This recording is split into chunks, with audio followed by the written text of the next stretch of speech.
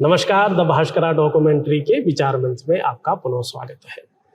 दोस्तों, हम अपने विचार मंच में उन शख्सियतों से आपको रूबरू कराते हैं जिनसे समाज प्रेरणा लेता है या जो समाज के लिए एक विशिष्ट भूमिका अदा करते हैं, चाहे वो संगीत के क्षेत्र में हो, चाहे वो लोक कला लोक संस्कृति के क्षेत्र में हो, अध्ययन के क्षेत्र में हो, विज्ञान के क्षेत्र में हो, अध्यात्म के क्षेत्र में हो। इन क्षेत्रों में विशिष्ट भूमिका अदा करते हैं। आज इसी कड़ी में हमसे जुड़ रहे हैं उत्तराखंड के सुप्रसिद्ध वरिष्ठ रंगकर्मी और वर्तमान में दून विश्वविद्यालय में संगीत निर्देशन का जो काम करते हैं और कई मंचों में इन्होंने अपनी भूमिका अदा किया है। हमारे साथ हैं आदरणीय डॉक्टर राकेश भट्ट गुरु जी। गुरु जी, आपका बहुत बहुत स्वागत। बहुत बहुत धन्यवाद आपका। हमारी एक संस्कृति रही है जी। जब भी हम किसी कार्य को शुरू करते हैं, खासकर हमारे उत्तराखंड में, हम अपने पितरों का, अपने इष्टों का जो है स्मरण करके उस चीज़ को आगे बढ़ाते हैं। जी, एक तो अपनी बात को कहने से पहले सबसे पहले मैं आपका डोभाल साहब का बहुत आभारी हूँ और बार बार आप इस काबिल हमें समझते हैं जो इस विषय पर, संस्कृति जैसे विशद विषय पर बातचीत करने के लिए मुझे अपने आप से जोड़ते हैं। मैं इस बात के लिए सबसे पहले कृतज्ञता यहाँ ज्ञापित करता हूँ और बधाई देता हूँ इस बात के लिए आपको विशेष रूप से कि आप इस क्षेत्र में बहुत विशेष और बहुत ही यूनिक काम कर रहे हैं और अपनी डॉक्यूमेंट्री के माध्यम से वैश्विक स्तर पर आप अपनी बात को हमारे दर्शकों, खासतौर से जो पहाड़ की संस्कृति को जो पसंद करते हैं जी।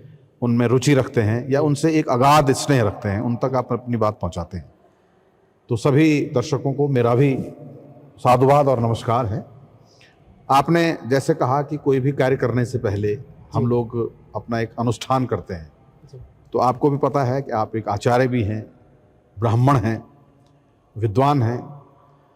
हमारे अनुष्ठानों में सर्वथा और सर्व जो मान्यता जिन्हें मिली है वो हमारे गणेश भगवान हैं। जी। अपने अनुष्ठान को प्रारंभ करने से पहले हम गणेश जी का आह्वान करते हैं। तो यहाँ जो मैं आपको सुनाने वाला हूँ ये एक खास एक लोक वंदना के स्वरूप में है जो बद्रीनाथ घाटी के इलाकों में जाख जात यात्राओं में या चंडिका जात यात्राओं में जब हम पत्थर शैली के नाटक करते हैं, लोक नाटक, तो वहाँ गणेश को याद किया जाता है, भगवान गणेश का आह्वान किया जाता है। स्वागत। और गुरु की महिमा है, माता की महिमा है। यति बर तल माता जी उपायो रे, यति बर तल माता जी उपायो रे, गौरी का पुत्र बलिहारी, गौरी का पुत्र बलिहारी, बलिहारी रे, बलिहारी रे, बलिहारी रे, बलिहारी रे। जय मातन विद्या पढ़ाई रे, जय मातन विद्या पढ़ाई रे, गौरी का पुत्र बलिहारी। हे जय गुरुन विद्या सिखाई रे, जय गुरुन विद्या सिखाई रे, गौरी का पुत्र बलिहारी। ये उन सभी माता पिता गणेश भगवान जी और उस गुरु के प्रति नमन है जिन्होंने हमें इस काबिल बनाया है कि आपसे मैं कुछ बातचीत कर सकूं। बहुत सुंदर आचार्य जी के कंठ से जो है ये धारा प्रवाहित हुई है और मुझे उम्मीद है मेरे दर्शकों को भी ये बहुत पसंद आएगा। आगे चलते हैं जी और आगे की ओर बढ़ते हैं। थोड़ा सा एक जिज्ञासा थी, जो आपने हिमालयन संस्कृति को अनेक मंचों में एक बेहतरीन तरीके से साझा किया है। लोगों को विशेषकर आधुनिक युग में जो है अपने पुरातन संस्कृति को उभार कर आप लाते हैं, उसकी विधाओं को सिखाते हैं। तो ये यात्रा कब और कैसे शुरू हुई? ये थोड़ा रुचिकर प्रश्न आपने पूछा है।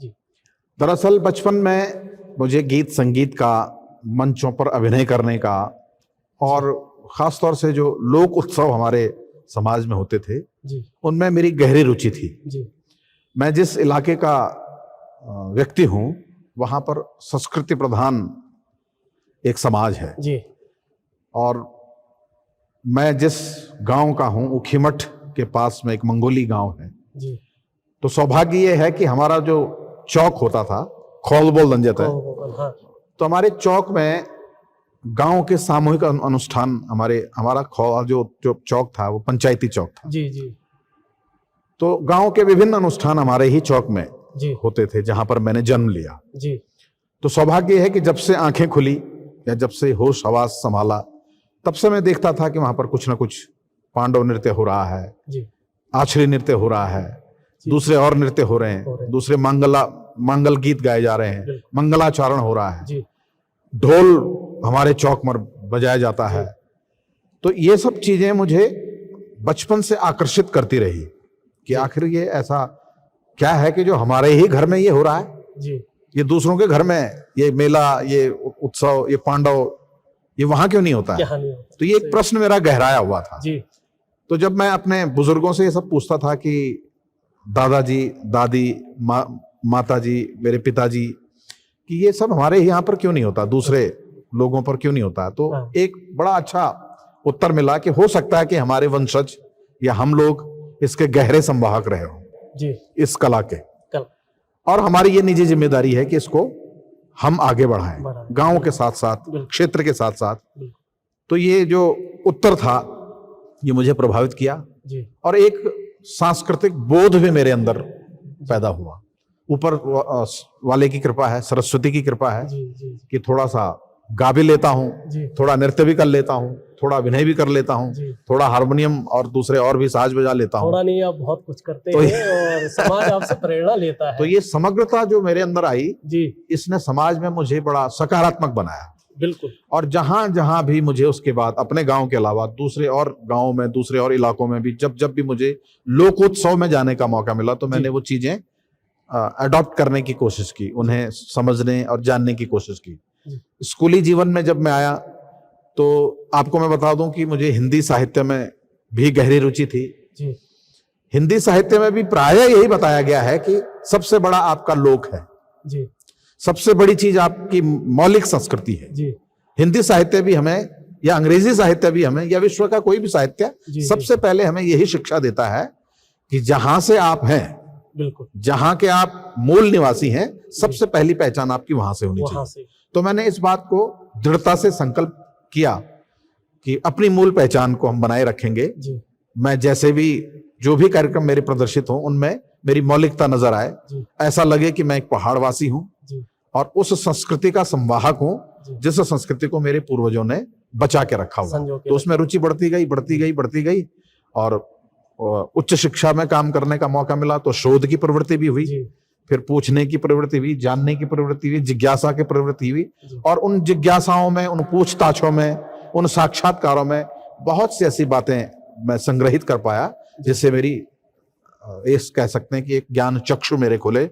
और आज मैं कह सकता हूं कि एक छोटा सा विद्यार्थी होने के नाते थोड़ी बहुत जो जानकारी मेरी है, उसी जानकारी के दम पर मैं अपना कार्यक्रम, अपनी प्रस्तुतियां या अपना प्रशिक्षण उन्हीं पर केंद्रित मेरा रहता है। तो ये मेरी एक यात्रा है। मैं दर्शकों को बताना चाहता हूं कि गुरुजी वर्तमान में उत्तराखंड का जो दून विश्वविद्यालय है उसमें एक प्रोफेसर भी है, प्रोफेसर की भूमिका भी अदा करते हैं और अपनी हिमालयन संस्कृति का विशेष रूप से इसमें शोध भी करते हैं, अनुसंधान भी करते हैं और इसको सुरक्षित रखने का महत्वपूर्ण कार्य भी करते हैं। आप दून विश्वविद्यालय में भी है, प्रोफेसर भी है और सीईओ भी है उत्सव ग्रुप। जी, उत्सव ग्रुप। तो ये उत्सव ग्रुप क्या है, इसकी क्या भूमिका रहती है, थोड़ा इस पे प्रकाश डालेंगे आप? जी, उत्सव ग्रुप एक तरह का रंगमंच समूह है जी, जिस ग्रुप में के माध्यम से हमारी ये कोशिशें होती हैं कि जो अलग अलग तरहों से काम करने वाले लोग हैं, जिनकी रुचियां हैं रंगमंच पर, जिनकी रुचियां हैं लोक संस्कृति पर, जिनकी रुचियां हैं लोक गीतों पर, शोध पर, नाट्य लेखन पर, उनको एक मंच उनको दिया जाए। तो वर्ष 2013 में हमने इस समूह की स्थापना की और तब से अब तक हमने उल्लेखनीय कार्य इसमें किया। विभिन्न वर्गों के लोग इसमें आए। विशेष रूप से मैं उन लोगों को इसमें ज्यादा प्रमुखता से लेना पसंद करता हूं जो हमारे पारंपरिक कलाकार हैं, जैसे बाजगिरी जिन्हें कहते हैं, औजी समुदाय है, बेड़ा समुदाय है, जागरिया समुदाय है, भड़ौली शैली के गायक जो हमारे होते हैं वो जो वर्ग है। इसके अलावा वे विभिन्न छात्र छात्राएं और अध्यापकों का ये समूह है जो अपने अपने क्षेत्र में इसकी रुचि रखते हैं। एक तरह का ये मैं ये कह सकता हूँ थोड़ा सा एक व्यावसायिक संगठन भी है। बिल्कुल। सरकारी स्तर पर हमें जब निमंत्रण मिलता है, ग्रामीण आयोजनों में हमें निमंत्रण मिलता है, राष्ट्रीय और अंतर्राष्ट्रीय आयोजनों में हमने इसमें हिस्सा लिया है, तो थोड़ा बहुत हमारे जो ट्रेडिशनल आर्टिस्ट हैं उनकी भी थोड़ी बहुत आजीविका इससे चल जाती है। और ये मैं कह सकता हूं कि हम अच्छा खासा उन लोगों के लिए एक रोजगार सृजन भी इसमें करते हैं। और दो तरह के इसमें हमारे लाभ होते हैं। एक तो हम अपनी कला का संरक्षण और उसका प्रदर्शन और उसका उन्नयन करते हैं, और दूसरा जो हमारे लोक कलाकार हैं उनको भी थोड़ा बहुत उनकी जेबों में हम कुछ आर्थिक रूप से मदद कर सकते हैं। तो ये इसका मोटिव है। यद्यपि जब कोरोना काल आया बीच में तो तब हमारी स्थिति बहुत खराब हो गई थी, मेरी ही नहीं सबकी जो इस तरह से काम करने वाले लोग थे। लेकिन अब आपकी कृपा से, ऊपर वाले की कृपा से धीरे धीरे हम उस स्थिति से उभर रहे हैं और हमारे लोक कलाकार फिर से सर उठाने के साथ साथ अपना काम शुरू कर रहे हैं। अगर हमारे दर्शक आपको सर्च करना चाहें, आपको खोजना चाहें ऑनलाइन प्लेटफॉर्म जी, तो आप कैसे खोज सकते हैं, कैसे आपसे जुड़ सकते हैं? एक तो मेरा सार्वजनिक पेज फेसबुक पर है, राकेश भट्ट करके जी, जिस पर तमाम तरह की हमारी इंफॉर्मेशन, कुछ सूचनाएं। एक अपना उत्सव ग्रुप ऑफिशियल यूट्यूब चैनल है, तो अगर आप सर्च करें डॉक्टर राकेश भट्ट ऑफिशियल उत्सव ग्रुप करके अगर आप सर्च करेंगे तो उसमें हमारी विभिन्न जो वीडियोस हैं, विभिन्न हमारे कार्यक्रम हैं और छोटी मोटी जानकारियां जो यद्यपि बहुत निरंतर नहीं हो पाता है क्योंकि अध्यापन का कार्य होता है, नौकरी का कार्य होता है, तो जितना भी मैं समय निकाल पाता हूं उस चैनल को कर पाता हूं, उस पर कुछ काम आगे बढ़ा पाता हूं। मैं अपने दर्शकों को बताना चाहता हूं कि अगर आप गुरुजी से जुड़ना चाहते हैं तो इस वीडियो के डिस्क्रिप्शन में मैं यूट्यूब जो इनका चैनल है उसका लिंक दे दूंगा। आप उस पर चले जाइएगा, आप उसको ओपन करिएगा, सर्च करिएगा और गुरुजी से जुड़िएगा और अपनी एक शानदार संस्कृति, इसकी विरासत, इसकी भव्यता को आत्मसात कर लीजिएगा। बहुत आनंद आएगा आपको। एक और चीज़ थी, मैंने जो देखा है कि आप हिंदी के अलावा गजल गायकी भी बहुत अच्छी करते हैं और उर्दू की जो जुबान है कहीं से नहीं लगता है कि आप हिंदी भाषी हैं। तो एक छोटी सी गजल जो आपके जीवन के बहुत करीब रहती हो या आपको पसंद आता हो। पहले तो मैं आपकी इस जिज्ञासा पर बात करता हूँ। जी। एक साहित्य का विद्यार्थी होने के नाते, एक संस्कृति का विद्यार्थी होने के नाते या एक संगीत का विद्यार्थी होने के नाते मैं ये मानता हूं कि जिस क्षेत्र में आप हो उसमें निपुणता आवश्यक है। बिल्कुल।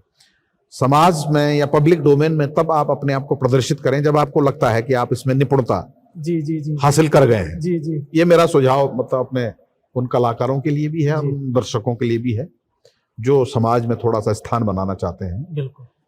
आप अच्छी तरह से जान सकते हैं कि मैं इसमें निपुण हुआ हूं या नहीं, इसका सबसे बड़ा उत्तर अपने पास होता है। दूसरा, समाज आपको झूठी वाहवाही भी कर सकता है, झूठी तारीफ भी कर सकता है, क्योंकि समाज का ये प्लेटफॉर्म है, ये कुछ ऐसा ही है।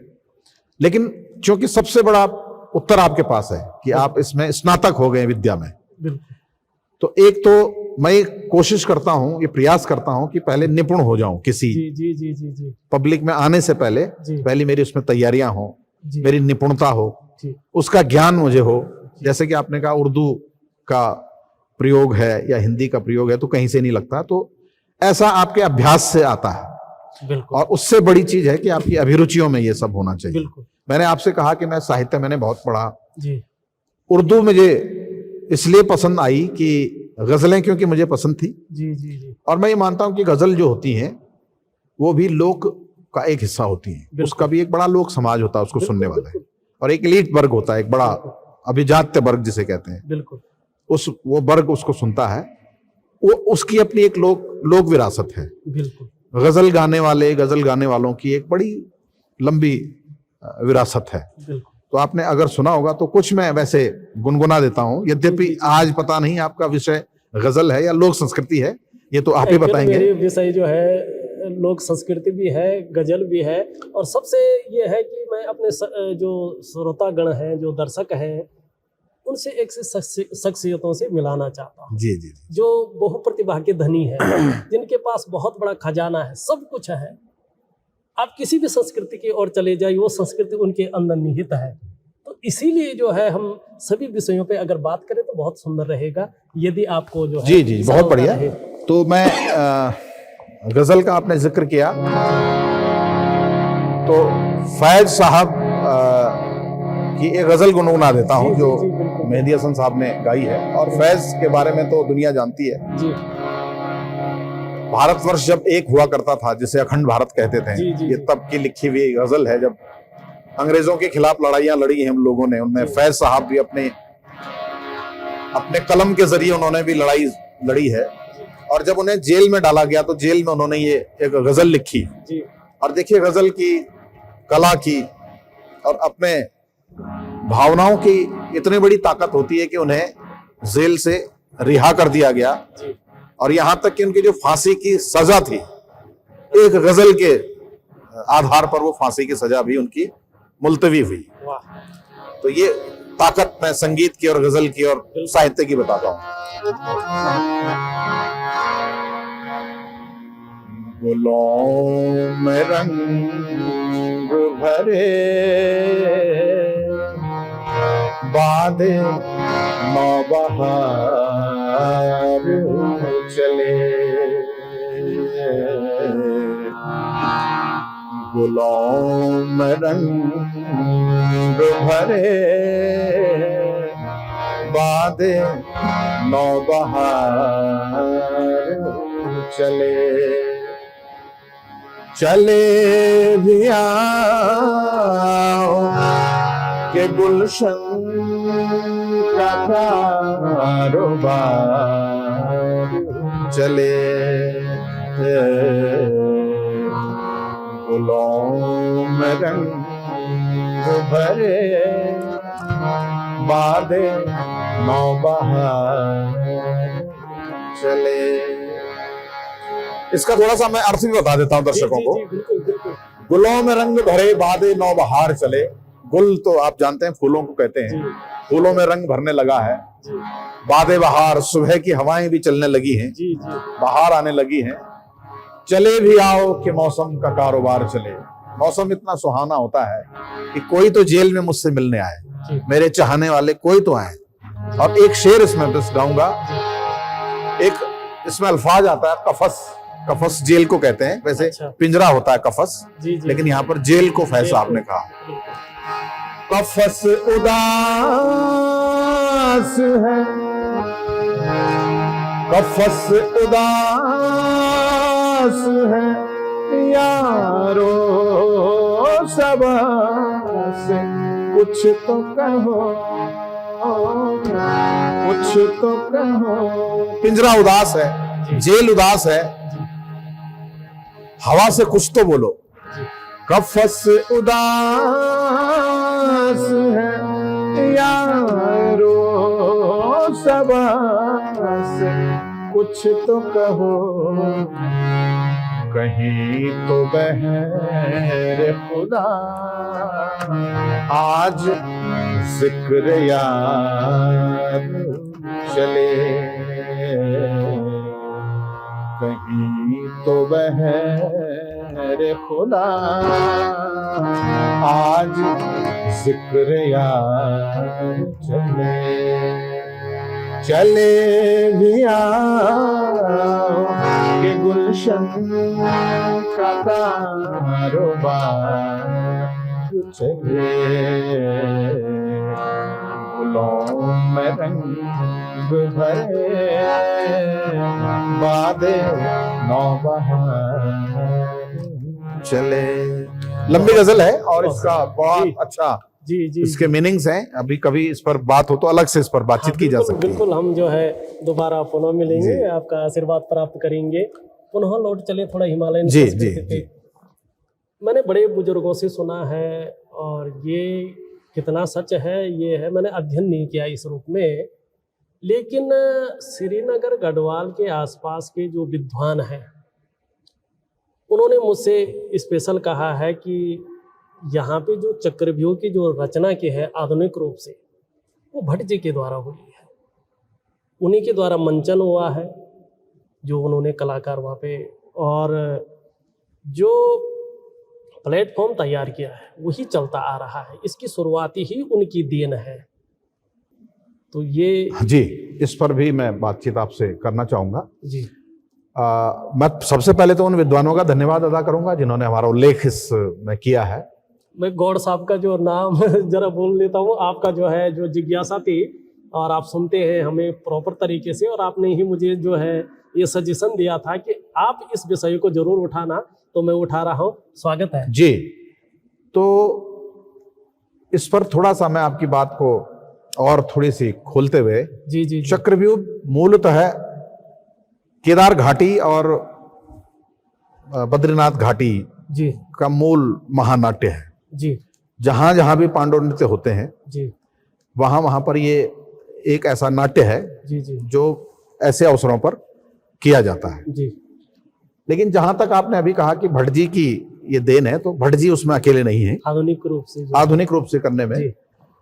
हमारे केदार घाटी के एक बड़े प्रसिद्ध रंगकर्मी हैं, अच्छा आचार्य कृष्णानंद नौटियाल। जी ऐसा मैंने कहीं पढ़ा है, ऐसा वो अक्सर कहते भी हैं कि 1992 में जी उन्होंने ये प्रयास किया था कि इसको गढ़वाली लिपि में, गढ़वाली बोली में अच्छा इसका मंचन किया जाए। जी जी जी मौलिक रूप से हमारे क्षेत्र में इसे हिंदी में या दूसरे और जैसे कह सकते हैं कि आयातित संस्कृति एक तरह की होती थी। इसमें हमारा जो स्टाइल था वो दूसरे समुदाय का स्टाइल था, जैसे रामलीला के उसमें बिल्कुल बिल्कुल स्टाइल होती थी, दूसरी और तरह की स्टाइल होती थी, पार्शियन स्टाइल होती थी थिएटर जी, की।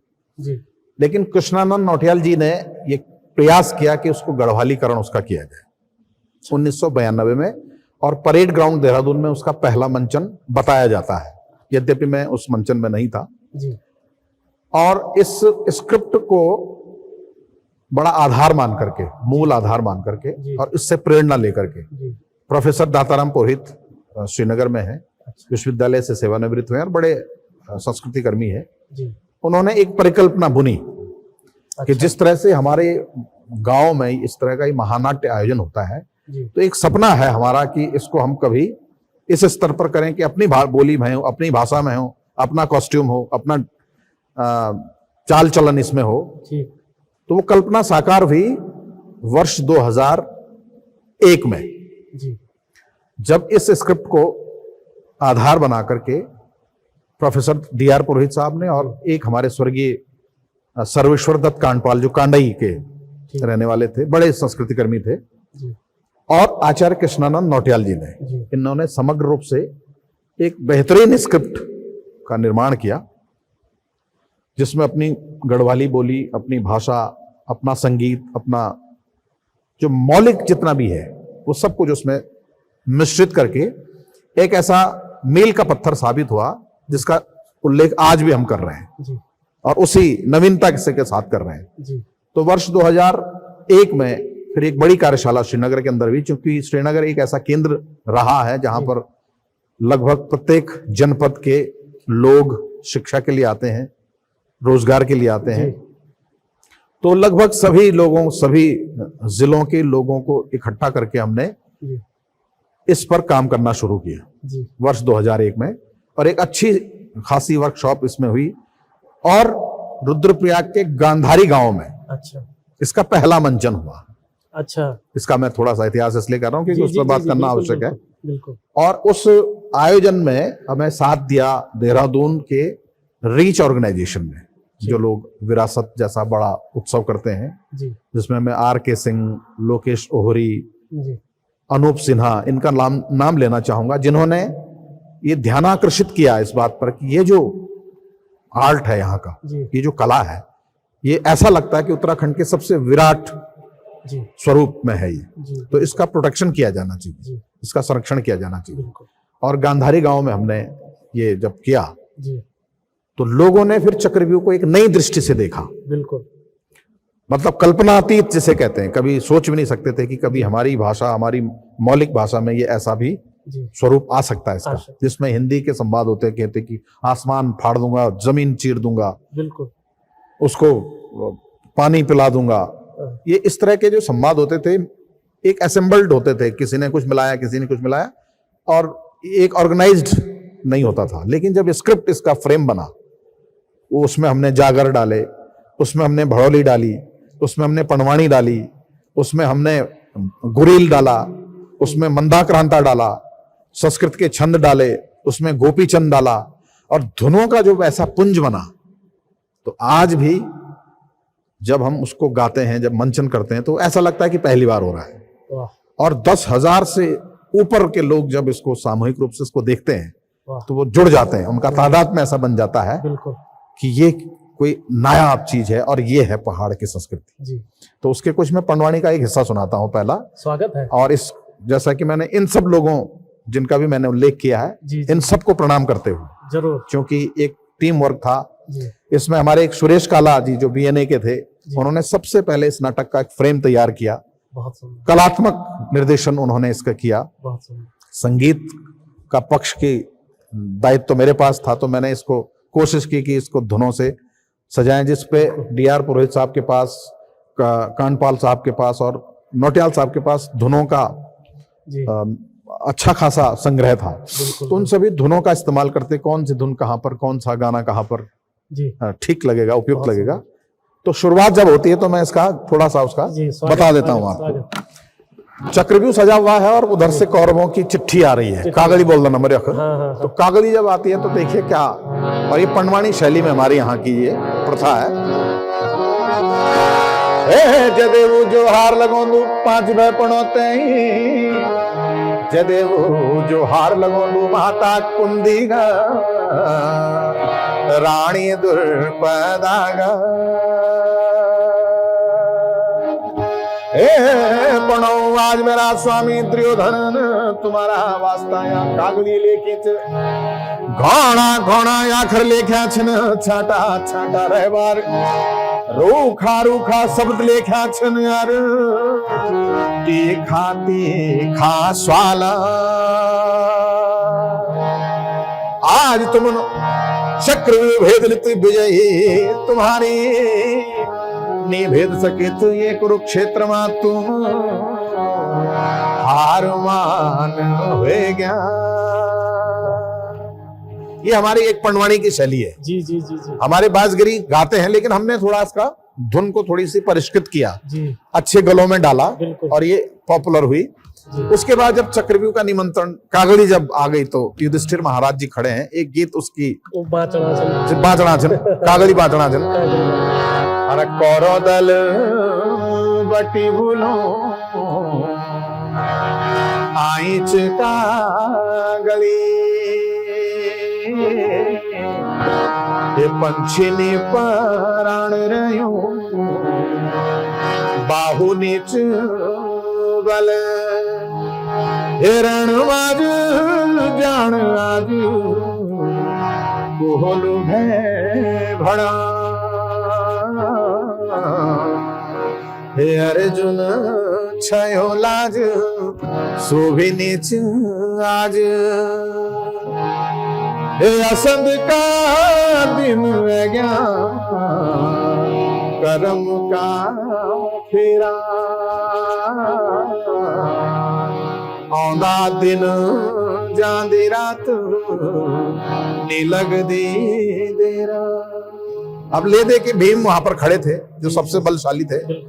बल बोले भोला भीम तो भी जलियो पार, बोले भोला भीम तो भी जलियो पार, नकुल सहदेव आएगे बयार, नकुल सहदेव आएगे बयार, असंद का दिन भुला हमारा है गिना, असंद का दिन भुला हमारा है गिना, मेरा स्वीणा आज स्वीणा बनी गहना।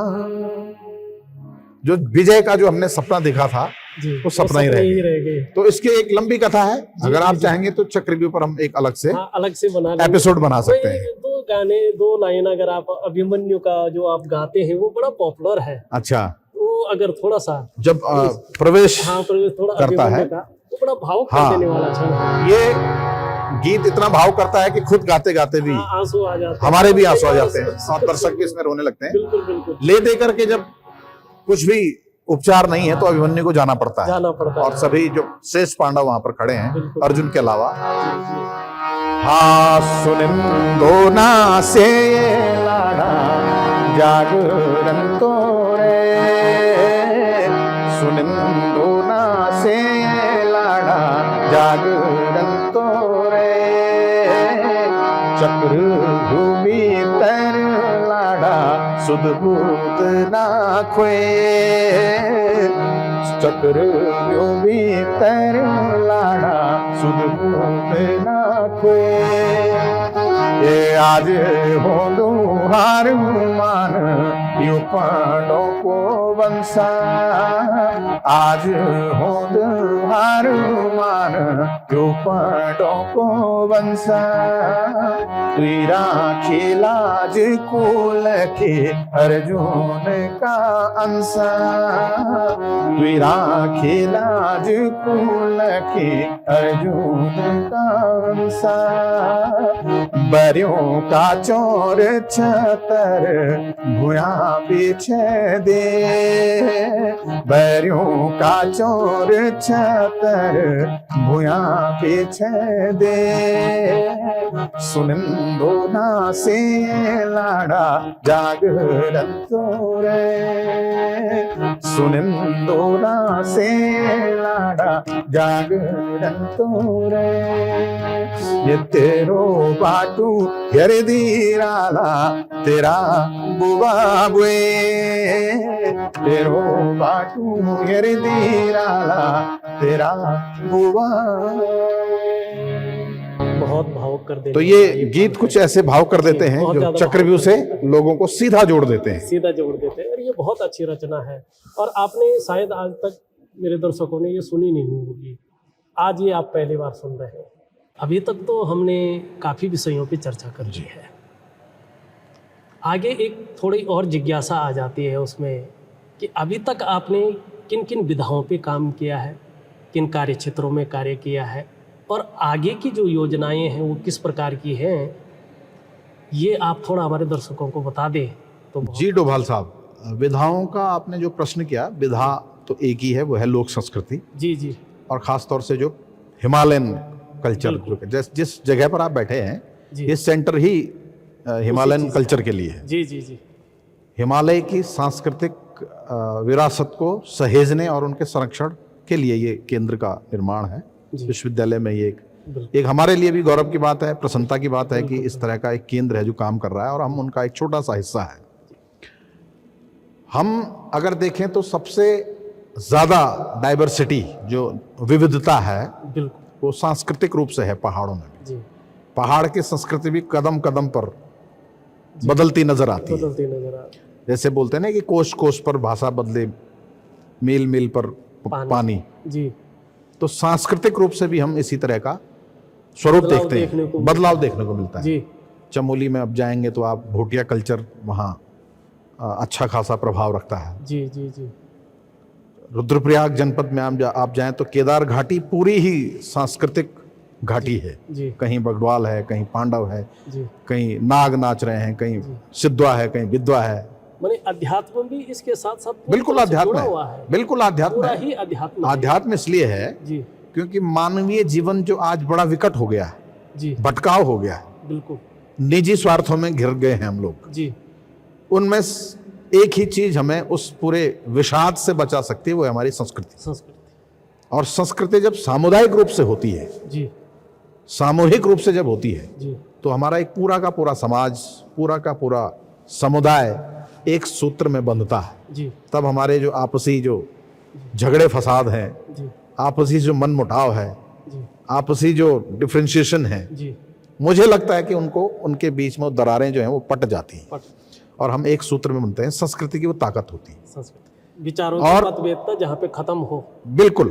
और हमारे जो पूर्वज हैं, जी हमारे जो फोरफादर हैं, जी पुरानी पीढ़ी के लोग हैं, उन्होंने संस्कृति का निर्माण, जी संस्कृति की रचना जी इन्हीं मनोभावों के साथ की है जी कि हम समाज को स्वस्थ और संस्कारवान रखें। जी खास तौर से आज के जैसे दौर में, जबकि हम विभिन्न मतों में, जी विभिन्न संप्रदायों में, जी या ऐसा कह सकते हैं कि जो आज की राजनीतिक जो सूरत है हमारी, जी कोई भाजपाई है, कोई कांग्रेसी है, कोई ये है, कोई वो है, जी और ऐसा जो ये सामाजिक ताना बाना है, जी। ये हमारे निजी संबंधों में भी कहीं ना कहीं आड़े आ रहा है। ऐसा मेरा पर्सनल बिल्कुल मानना है। बिल्कुल घर के रिश्तों को निभाने में भी जी मैं अक्सर देखता हूं कि उसके घर का कार्य इसलिए नहीं जाना है कि वो भाजपा का आदमी है, भाजपा का है। उधर नहीं जाना कांग्रेस का है, इधर नहीं जाना यूकेडी का है, हाँ। उधर नहीं जाना वो कम्युनिस्ट है। जी ये जो सामुदायिक अलगाव है, जी इसमें राजनीति हमारे केंद्र में है। और उसके बीच में रिश्ते नाते और ये सब जाहिर सी बात है। बिल्कुल बिखराव पे तो आ गए। अगर हम एक गैर राजनीतिक मनुष्य बनना चाहते हैं, बिल्कुल एक गैर सांप्रदायिक व्यक्ति बनना चाहते हैं, जी तो संस्कृति, कला और साहित्य उसका सबसे उपयुक्त मंच है। बिल्कुल अगर इस मंच पर समग्र रूप से खड़े होते हैं, जी। सब साथ आते हैं, जी तो सारी ये जो वैचारिकी है हमारी, ये कहीं पीछे छूट जाती है और हम मनुष्य के तौर पर खड़े होते हैं। जी एक दूसरे की मदद के लिए हम बिल्कुल साथ आते हैं। आज आप मेरी मदद इसलिए नहीं कर पा रहे हैं क्योंकि मैं भाजपाई हूँ, भाजपा मैं आपकी मदद इसलिए नहीं कर पा रहा हूँ कि आप कांग्रेसी हैं, है। मैं उसके घर इसलिए नहीं जा रहा हूँ कि वो वामपंथी है। बिल्कुल जी तो संस्कृति का दायित्व है कि इन सब धड़ों को एक मंच पर ला करके मनुष्यता को विकसित करें। जी तो ऐसे बहुत से हमारे उत्सव हैं। आपने मंच की बात की है, बहुत सारे मंच आपने साझा किए हैं, उनका जो है निर्देशन आपके द्वारा जी हुआ है जी और निरंतर होता चला आ रहा है। उसमें हमारी गढ़ विभूतियां हैं, जैसे जीतू बगडवाल जी है, जी जी आपका जो है पंथ्या दादा है, और बहुत सारे हैं जिनको हम जानते जी। भी नहीं, आप भी जानते हैं। अन्य भी आप कुछ क्षेत्रों में इसका विशिष्ट योगदान आपका है, कार्य कर रहे हैं। आप उन क्षेत्रों के बारे में अगर थोड़ा प्रकाश डालें। जी, आपने विषय क्षेत्र का उल्लेख किया है। जी। तो पिछले 20, 25 या 30 वर्षों का मेरा अनुभव है। जी विभिन्न विधाओं में काम करते करते जब मैं उनकी जड़ों तक जाता हूं तो देखता हूं कि उनकी कितनी विराट उनकी धरोहर हैं। जी खास तौर से जैसे जीतू बगडवाल का आपने उल्लेख किया, जी तो हमारे पहाड़ में जीतू बगडवाल नाम का जो भड़ है, जैसे जीत सिंह पंवार मौलिक नाम उनका था, जी जी जी वो 17वीं शताब्दी में राजा मान शाह के राजकाज में एक सबसे बड़े भड़ हुआ करते थे, सबसे बड़े वीर हुआ करते थे, वीर और सामंत। और उनके सामंत थे, सेनापति थे। जी तो उनकी इस वीरता, पूरे उसके उनके सौंदर्य, संगीत के प्रति उनका लगाव जी और जो युद्ध कौशल उनमें था, उस सबसे प्रभावित होकर के उन्होंने बगडवाल को बगुड़ी का सेरा जो उत्तरकाशी में है, जी। वो पूरा गिफ्ट कर दिया था, हजारों एकड़ का। अच्छा और ये कहा कि यहाँ अन्न धन उगाइए और पूरे क्षेत्र को जी इससे परिपोषित कीजिए। परिपोषित करिए। जी लेकिन हुआ कुछ कहानियां ऐसी हैं, निजी जीवन की सबकी अपनी कहानियां होती हैं। बिल्कुल। वो अपने साली के प्रेम पाश में बंद करके वही बर्बादी का कारण हुआ। जी लेकिन बगडवाल ने हमें एक बहुत बड़ी कृषि संस्कृति से रूबरू करवाया।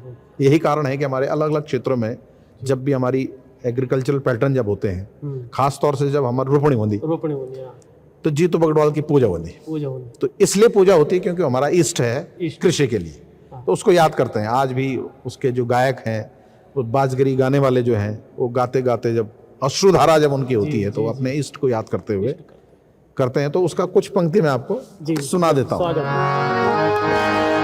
हाँ, पहला ही दिन मासा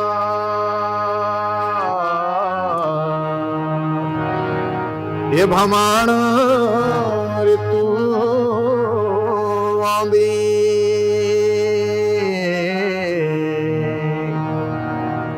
એ નિર્મય ત્યાંથી આણો રામ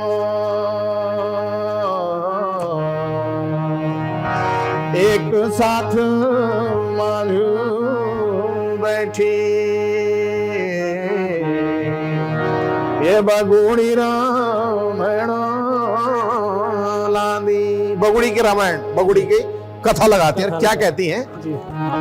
अरे जागरण तो रंतो है जा मेरा भूमि का भूम्याला, जागरण तो रंतो है जा मेरा भूमि का भूम्याला, जागरण तो रंतो है जा मेरा मोरी का नारायण, जय की भूमि माझ धरे शोलू धरे खोटो, जय की भूमि माझ धरे धरे खोटो शोलू, शोलू खोटो धरे बोल जखमुन। जिस धरती, उस धरती को मैं प्रणाम करता हूँ जिस धरती में मैंने धीरे से कदम रखा है, शोलू धरे बोल खोटो।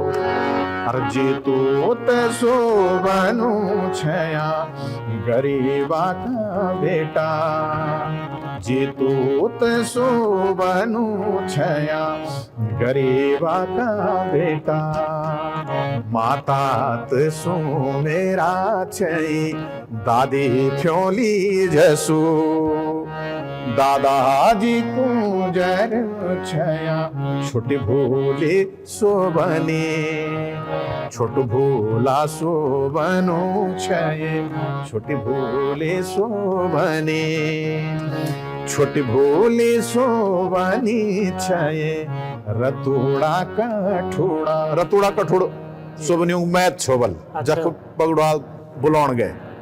अब ये भी हाँ शोभनी नौगतिया साड़ जुड़े रोपणी को देना, नौगतिया साड़ जुड़े रोपणी को देना, ज्ञान जलो बला शोभनी वेदना, ज्ञान जलो बला शोभनी वेदना, माधोद माधो भयो सोजी तो पारा, माधोद माधो भयो सोजी तो पारा, बाजा घटवाड़ियों को तेना भगवाड़ी हो गाए, निर्मयती ध्यानियों को तेना खाए ठाकुर मासो, रे बाजा रह गया जीतू तेरा बगुड़ी का सेरा, माता सुवेरा तेरी धावड़ी लगोंदी। ये लंबी कथा है, बहुत लंबी और है। जीतू बगड़वाल का तो एक पूरी रात को गाथा गाई जाती है, कई दिनों तक गाथा गाई जाती है। जी, जी, जी। और इस गीत का मतलब ये है कि बगुड़ी का सेरा जो राजा ने उसको गिफ्ट दिया था उस तरफ ध्यान नहीं दिया, उसका प्रेम प्रसंग चल गया, विवाहित होने के बाद भी साली से प्रेम हुआ और वही प्रेम बगड़वाल की बर्बादी का कारण हुआ। और ऐसा कहा जाता है कि उसके जो धौला मौला जो बैल थे और जीतू बगड़वाल अपने हल के साथ जमीन में समा गया, धरती में समा गया, और वो बगुड़ी का सेरा आज तक जो है बांझ पड़ियों तक की जो चीज कहानी सुनता जा और बस ये जो है करते रहे, लेकिन समय की भी एक सीमा होती है ना। तो आप जैसे विद्वान ही इस संस्कृति को, इस कला को बचाए हुए हैं, इस भव्यता को जो है और इस धरोहर को आगे बढ़ाते चले जा रहे हैं।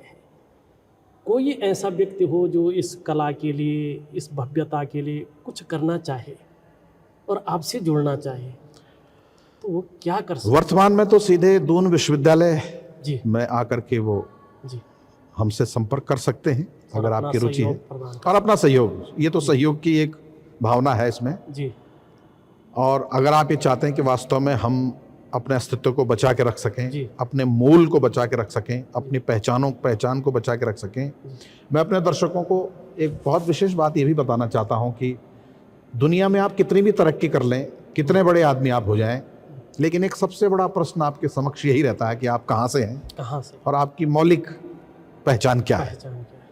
तो जब कभी भी आपको ये बताने में हिचक हो हाँ, या वो उत्तर न मिले कि आप कौन हैं, कहाँ से हैं, क्या मूल पहचान है, बिल्कुल तो इससे बड़ा दुर्भाग्य मनुष्य का हो नहीं हो सकता नहीं है। सकता। तो अगर आप मूल पहचान को बनाए रखना चाहते हैं, अपनी मौलिक पहचान बना के रखते हैं, दुनिया में इतने लोग सब सक्सेस हुए हैं, लेकिन पहला प्रश्न यही है कि स्वामी विवेकानंद कहाँ से थे, जी भगत सिंह कहाँ के थे, नेताजी सुभाष चंद्र बोस कहाँ के थे, परमहंस कृष्ण कहाँ के थे, ये उनके पीछे एक बड़ा प्रश्न होता है। प्रश्न और उत्तर जब होता है कि वो फलानी जगह से थे, ये अलानी जगह से हैं, तब हम उनके बारे में जान पाते हैं।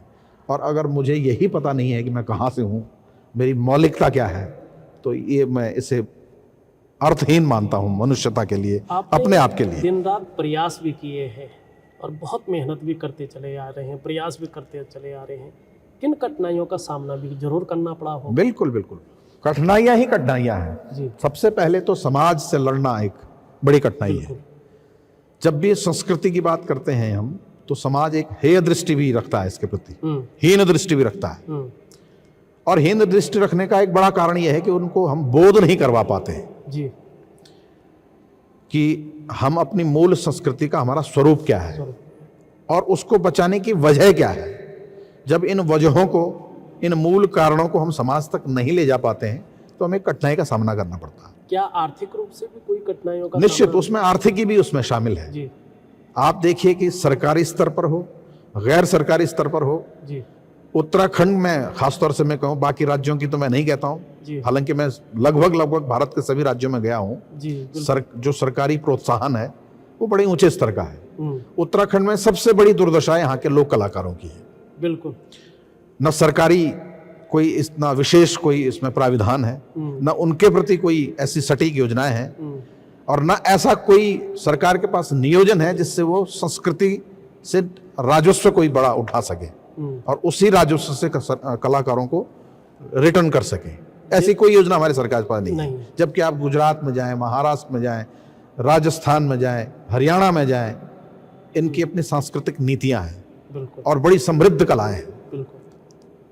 और एक अलग तरह का इनके लिए एनवायरनमेंट दिया गया है। इनके संग्रहालय देखिए, इनके कलाकारों का स्तर देखिए, इनकी विधाओं को बचाने के संरक्षण के तरीके देखिए। ये सीख लेनी चाहिए उत्तराखंड को इन सब राज्यों से। और जब ऐसा होगा, जब ये राजस्व हमें मिलेगा, कलाकारों को मिलेगा, तो निश्चित रूप से एक बाजगिरी जो ढोल बजाना जानता है, वो ढोल छोड़ करके वो दर्जी नहीं बनेगा, वो दूसरे और व्यवसाय नहीं करेगा, वो उसी व्यवसाय को आगे बढ़ाएगा। क्योंकि प्रोत्साहन नहीं है तो वो अपने व्यवसाय छोड़ रहे हैं। और ये उत्तराखंड की लोक कला के लिए सबसे बड़ा दुर्भाग्य का पक्ष है। एक चीज़ और है, पिछली सरकारों में हमने देखा है, मैं किसी एक सरकार की बात तो नहीं करेंगे इसमें क्योंकि वो विषय नहीं है हमारा, लेकिन उत्तराखंड के टूरिज्म को, यहाँ की संस्कृति को, इसका विस्तार करने के लिए हमारी सरकार बाहर के कलाकारों को बुलाती है, जिनको यहाँ की ना बोली भाषा का पता रहता है, ना यहाँ की संस्कृति का पता रहता है, ना यहाँ की जो है कोई विरासत का उनको पता है, लेकिन वो लोग इस चीज़ को प्रमोट करते हैं और उनको बहुत अच्छी आर्थिक मदद की जाती है। लेकिन अपने जो मंजे हुए कलाकार हैं, जो इस संस्कृति से जुड़े हुए हैं, इसके लिए बहुत प्रयास कर रहे हैं, उनको नहीं बुलाती है। तो ये चीज़ कहीं ना कहीं खटकती है। देखिए, ऐसा है कि मैं किसी भी कलाकार को बुलाने के विरोध में नहीं रहता हूँ जी। हम सांस्कृतिक विनिमय को भी सुदृढ़ रूप से रखें, यानी सांस्कृतिक जो विनिमय होता है, कल्चरल एक्सचेंज कहते हैं। अगर गुजरात का कलाकार उत्तराखंड में आए तो हम गुजरात को जान पाते हैं, बंगाल के कलाकार को हम उत्तराखंड बुलाएं तो उसको जान पाते हैं, दक्षिण के किसी कलाकार को बुलाएं तो उसको जान पाते हैं। लेकिन सवाल यह है कि आपके कलाकारों को वहां कितना बुलाया जा रहा है, कितना बुलाया जा रहा है। सरकार को इस बात पर सोचना चाहिए। एक बंगाल का कलाकार तो आपके स्टेट में आ गया, लेकिन क्या आपका स्टेट बंगाल जा पाया? बिल्कुल। या जिस कॉस्ट पर आपने उसको बुलाया, उस कॉस्ट पर आपने अपने कलाकार को भेजा? दुर्भाग्य यहां है। बिल्कुल। कि एक्सचेंज हो तो रहा है, लेकिन एक तरफा हो रहा है। उत्तराखंड के कलाकारों को भी सम्मानित ढंग से दूसरे स्टेट में भेजा जाए या बुलाया जाए, और जिन कीमतों पर आप उन्हें यहां ला रहे हैं, उन्हीं कीमतों पर आप उन्हें भी भेजें। लेकिन एक ही पक्ष है, बाहर के कलाकारों को तो यहाँ बुलाया जाता है, लेकिन यहाँ के कलाकारों को ना तो यहाँ मौका मिलता है और ना बाहर भेजने का तो कोई प्रश्न ही नहीं है। उत्तराखंड की संस्कृति के नियोजन में सबसे दुर्भाग्यजनक पहलू मुझे ये लगता है। और ये वास्तव में है भी। जहाँ तक अगर हम एक साधारण से व्यक्ति भी अगर इस चीज़ की ओर गौर करें तो उसको स्वयं पता चल जाएगा, उसको कहने की ज़रूरत नहीं है। आप मंचन भी करते हैं, आप शिक्षा भी देते हैं, आप पढ़ाते भी हैं, और जो है लोगों की जो है अपने नए कलाकारों की मदद भी करते हैं, काफ़ी शिक्षा भी देते हैं। तो इसमें परिवार को क्या समझ दे पाते हैं? निश्चित परिवार से एक हमेशा का शिकवा तो रहता ही है जी। पत्नी को, बच्चों को समय देना थोड़ा मुश्किल काम तो होता है, लेकिन जितना भी वक्त मिलता है, क्योंकि मेरे साथ में एक सकारात्मक पक्ष ये है कि मेरी पत्नी भी इसी अभिरुचि की हैं जी। बच्चे भी मेरे इसी अभिरुचि से हैं, क्योंकि मुझे लगता है कि वो वांशिक रूप से दादा परदादा के ज़माने से चला आ रहा एक जो रक्त प्रवाह है जी, वो बच्चों में भी स्वाभाविक रूप से आ जाना जी, स्वाभाविक है। और जब उन्हें लगता है कि समाज में थोड़ी सी हमको एक पहचान मिल रही है, आप जैसे लोग हमें पहचानते हैं, तो तब थोड़ा सा उन्हें सम्मान की बात कहीं लगती है, तो वो मेरे काम को कभी उसमें कोई बाधा आए ऐसा कोई परिस्थिति नहीं आने देते हैं। साथ में ये ज़रूर है कि जब भी मुझे ज़रूरत पड़ती है तो मेरा परिवार भी मुझसे जुड़ जाता है जी। और उन्हें अब ये पूरी तरह से उन्होंने मान लिया है कि ये व्यक्ति इसी काम में है, इसी काम में मर खिपना है जी। और जब तक मैं ये समाज में ही समर्पण, जब तक ये समर्पण चल रहा है तब तक परिवार मेरे साथ खड़ा है। और मेरी भी प्रयास रहता है जब भी खाली वक्त होता है तो परिवार के साथ काफ़ी समय बिताता हूँ।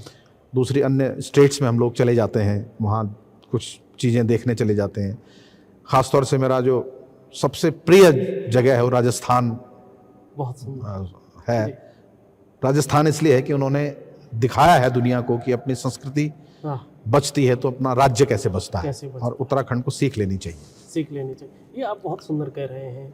एक अंतिम प्रश्न मैं पूछना चाहूँगा, आजकल के हमारे जो नौजवान हैं जी, बहुत सारे पुनः अपनी संस्कृति की ओर चलने की कोशिश कर रहे हैं, और कोशिश क्या, उनका प्रयास बहुत ज़्यादा है। अगर वो बोली भाषा नहीं जानते लेकिन कुछ गुनगुना के अपनी रीलें डाल रहे हैं, आके यहाँ पे जो है कैमरा ऑन कर रहे हैं, अपने घरों में जाके जो है जब हमारा बगरवाल नृत्य होता है या कोई पूजा होती है, कोई समारोह होता है, तो उसको भली भांति देखने और समझने की कोशिश कर रहे हैं। लेकिन जो भी गाना रिलीज करता है तो वो गाना उसका नहीं होता है, वो फिर पब्लिक का हो जाता है। तो उन लोगों को जो नए कलाकार हैं, नए संगीतकार हैं, नए गायक हैं, उनको किन चीज़ों का ध्यान रखना चाहिए? आप क्या कहना चाहिए? आपका जो ये विचार है या प्रश्न है जी, ये दो तरह से सुखद है जी। एक तो ये कि उन्हें अपनी चीज़ों के प्रति बोध हो रहा है, वो चाहे रील्स बना रहे हैं यूट्यूब में, चाहे वो अपना मटेरियल कलेक्ट करके दे रहे हैं जी, फेसबुक में या दूसरे और जो सोशल मीडिया है जिसे कहते हैं। जी। लेकिन एक चीज़ हमारे नए पीढ़ी के बच्चों को ध्यान रखना होगा जी। एक तो वो इनोवेटिव बने, नवाचारी कहते हैं जिसे, अपना कुछ करें, ऐसा करें कि जिसको हम मानक माने। बिल्कुल। आप ज़्यादातर ऐसे गीतों को के साथ में प्रस्तुत होते हैं जो ऑलरेडी हम जिनकी ग्राह्यता हमारे अंदर है। बिल्कुल। हाँ, हालांकि आप नए फ्लेवर में उसको दे रहे हैं, नए स्टाइल में दे रहे हैं, लेकिन चूंकि वो साहित्य हमारे अंदर पहले से ही समाया हुआ है। बिल्कुल। यहाँ सबसे बड़ी संस्थान के तौर पर अगर मैं कहूँ तो लोक संस्कृति के एक बड़ा संस्थान के रूप में नरेंद्र सिंह नेगी जी। उनके गीतों पर अक्सर लोग रील्स बना करके या दूसरी और तरह के प्रेजेंटेशन करके ये बोध कराने की चेष्टा करते हैं कि वो अपने संस्कृति के प्रति निष्ठावान है। ये एक अच्छी बात है जी। क्योंकि आज से 20 वर्ष पहले जब हम उत्तराखंड में नहीं थे, उत्तर प्रदेश का हिस्सा थे, तब यहाँ पंजाबी ढोल बजता था, तब भांगड़ा हुआ करता था शादी में, बिजनौर का बैंड बजा करता था, दूसरे और गीत के साथ में विवाहों में नृत्य होता था। लेकिन ये सुखद है राज्य बनने के बाद कि हमें एक सांस्कृतिक बोध भी हुआ है, क्योंकि हमने अन्य स्टेट्स में देखा है कि लोग किस तरह से अपने अपने कल्चर को रिप्रेजेंट कर रहे हैं। और अच्छी बात यह है कि हमारी शादी में मांगलिक गीत गाए जा रहे हैं। अच्छी बात है कि अपने ही गीतों पे हम नृत्य कर रहे हैं, अपने ही ढोल पर हम नृत्य कर रहे हैं। लेकिन अगर आप व्यावसायिक रूप से हमारे युवक आगे आना चाहते हैं तो साहित्य का अच्छा सृजन हो, गीतों में मौलिकता हो, क्षेत्रीय और आंचलिक संस्कृति की उसमें झलक हो, उसमें वहाँ की पीड़ा हो, वहाँ की वेदना हो, वहाँ के सुख हो, वहाँ के दुख हो, वहाँ का दर्द हो, और सबसे बड़ी चीज़ है कि वहाँ की समस्या हो। लेकिन गीत ये तो उसका कभी हो सकता है जब वो किसी गुरु के पास जाएं, वहाँ से शिक्षा लें। ये एक तो नहीं हो हाँ, सकता है। ये हमारे नौजवानों में एक सबसे बड़ा जो ड्रॉबैक कह सकते हैं जी वो ये है कि वो किसी एक उपयुक्त व्यक्ति के पास न जा करके स्वयं ही मतलब अपना रचना संसार बुन लेते हैं। जी मार्गदर्शन लेना बहुत ज़रूरी होता है जरूर। इस पूरे क्षेत्र में। अगर आपको आगे बढ़ना है तो किसी गुरु के पास जाएं, किसी जानकार के पास जाएं, किसी विद्वान के पास जाएं, ताकि वो उन्हें अच्छा मार्ग दिखा सकें, जी उनको प्रोत्साहन दे सकें। हो सकता है कि वो जिस रास्ते जा रहे हैं उससे अच्छा रास्ता उनको मिल जाए। जी। चलते चलते एक मधुर गीत के साथ अगर इसका समापन किया जाए। जी, जी मैं एक गीत अक्सर गाता हूं अपने YouTube पर भी, काफ़ी लोगों ने उसे जी पसंद भी किया है। और खुदेड़ गीतों की परंपरा हमारे समाज में, हमारे खास तौर से जो पहाड़ का समुदाय है वहाँ बड़ा प्रचलन है। और खुदेड़ एक बड़ी परंपरा है हमारे समाज में, क्योंकि हमारा समाज ही इतने अभावों से गुजरा है हमारे समय में, हमसे पहले के समय में, तो वहाँ खुदेड़ गीत ही गाए जाते थे। अरे खैजाली माजी डालियों की बेरी, कनी किस्मत रे होली मेरी। खैजाली माजी डालियों की मेरी, कनी किस्मत रे होली मेरी। खैजाली माजी बेरों की दानी, आँखों माँ चोंद आंसू को पानी। के कोई बाबाल में इंटर पढ़ाई, के कोई बाबान राठ व्यवाई। के कुणी बाबाल में इंटर पढ़ाई, के कुणी बाबान राठ गवाई। मैन बाबा अब राठ निजान, बांधे की डाली माँ फांस आना। मैनू बाबा अब राठ निजान, बांधे की डाली माँ फांस खान। खैजाली माजी बेरों की दानी, आँखों माँ चूंद आंसू को पानी। बहुत सुंदर आचार्य जी ने, गुरु जी ने हमें अपने कंठ से धारा प्रवाहित की है और आपको भी बहुत अच्छा लगा होगा, हमें तो लगा ही है। आपने बहुत अच्छा समय हमें दिया है अपने बहुमूल्य समय में से, आपका बहुत बहुत आभार है। और आगे भी हम आपका आशीर्वाद लेते रहेंगे। बहुत धन्यवाद और आपका। कुछ नई नई चीज़ों को जो पुरानी हैं आधुनिक रूप में हम जानना चाहते हैं, हमारा दर्शक जानना चाहते हैं, तो पुनः हम आपकी जो है छत्र छाया में आएंगे, आपका आशीर्वाद प्राप्त करेंगे। अभी तक के लिए बहुत बहुत धन्यवाद। बहुत धन्यवाद आपका। और आपके विचार मंच में ये शायद दूसरी या तीसरी बार मुझे जी आपका आमंत्रण मिला है। जी तो मुझे उम्मीद है कि आपके इस प्लेटफॉर्म के ज़रिए बहुत से लोगों तक हमारी ये बातचीत जाएगी। जी और कुछ बातें जो अगर लोगों को अच्छी लगे तो उनकी कमेंट प्रतिक्रियाएं जरूर कीजिएगा। और मैं इसमें डिस्क्रिप्शन में आचार्य जी का जो है जो चैनल है उसका लिंक दे दूँगा, आप उसमें फॉलो करिएगा, आपको बहुत अच्छा लगेगा। इस अंक में बस इतना ही। एक नए अंक में नई शख्सियत के साथ पुनः आपसे रूबरू होंगे। तब तक के लिए नमस्कार।